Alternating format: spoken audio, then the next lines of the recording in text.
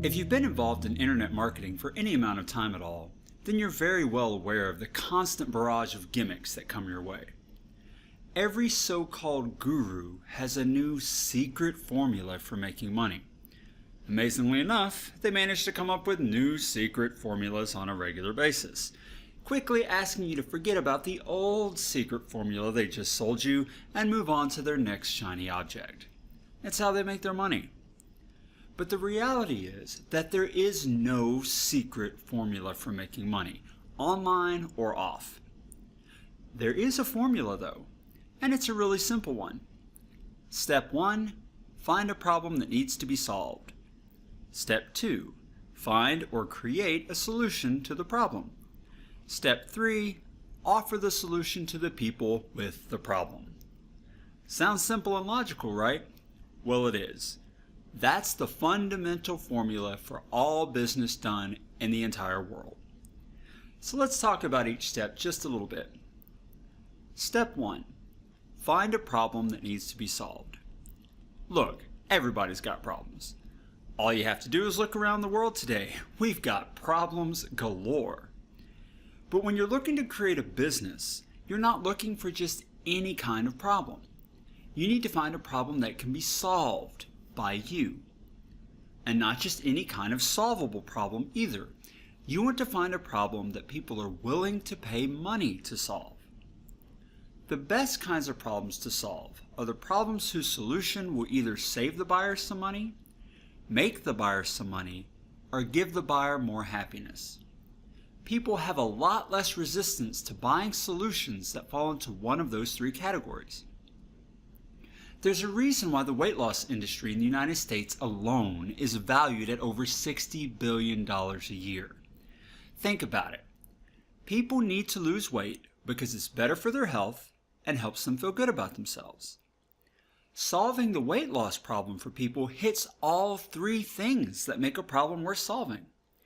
It saves the buyers some money, fewer doctor bills from poor health. It makes the buyers some money. People live longer, better quality of life, better secular life. And it brings them more happiness. They look better and feel better about themselves. The problem you want to sell a solution for really needs to hit at least one of those three things. Remember, they're 1, save a person some money, 2, make a person some money, or 3, give a person more happiness. Of course, not every problem people buy solutions to hit one of those three markers. It's just a lot easier to sell those kinds of solutions. So I recommend, especially when you're starting out, focusing on problems whose solutions fall into at least one of those three categories. Where can you discover problems people are having?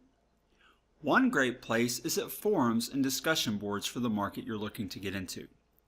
Whether it's weight loss, home improvement, travel, internet marketing, or whatever, there are tons of discussion boards and forums where people routinely go looking for solutions to their problems.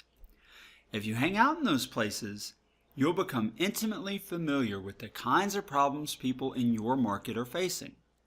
If one of those problems falls into at least one of the three categories we've discussed, you've got a problem worth solving.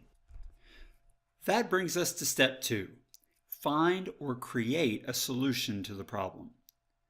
So you found a problem that, when solved, would make or save people money or make them happier. The next step is actually implementing the solution to that problem. There are 2 ways to go about solving the problem. 1, you can find a solution that already exists and sell that solution. Or 2, you can create the solution yourself. There are pros and cons to both methods. Using an existing solution is easy because you can use an affiliate link, refer your visitors to the solution, and get a commission when they buy. There's no investment to have the product created. There's very little loss to you if it fails to sell. You don't have to write the sales letter. You don't have to manage the customer. You don't do support. It's easy. And those are definite pros, especially when you're first starting out. On the negative side, you don't earn as much money from the product sale, just whatever the commission percentage or flat rate is.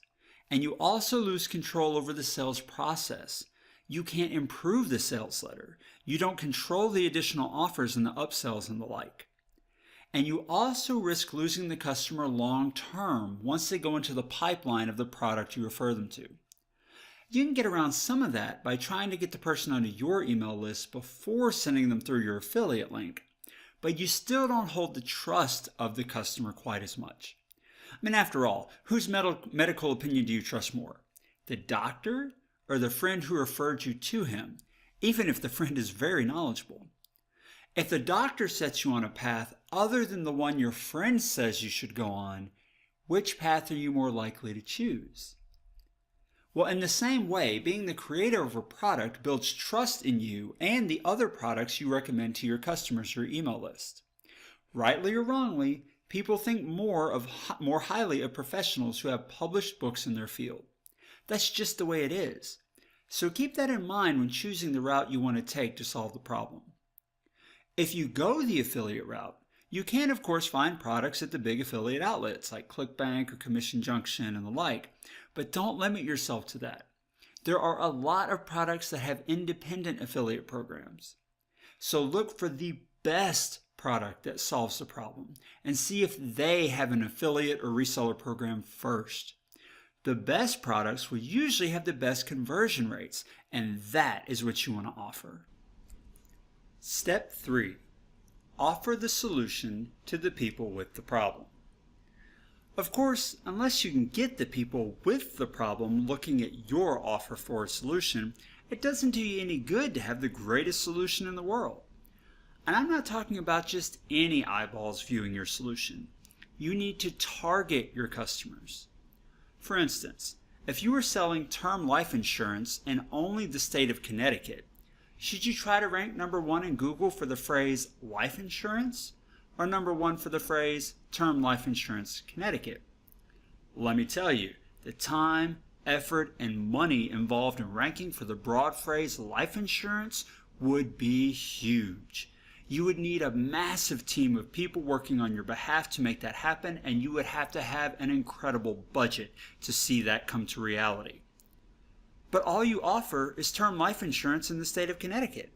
So even if you could rank for that broad, high traffic phrase, only a very small number of your visitors would need what you're selling.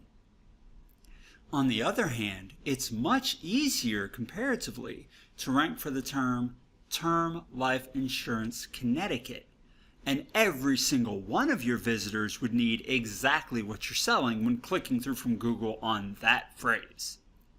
So when it comes to traffic sources, it's often better to think small than it is to think big. Small means targeted, and targeted visitors mean high conversion rates and less time and money spent acquiring new sales. The same is true with pay-per-click traffic, like AdWords or Facebook. Narrowing your audience to only those who really need your product will save you a lot of money, both because the clicks will be cheaper because of low demand, and also because your conversion rate will be much higher due to that better targeting. There are, of course, other sources of traffic too.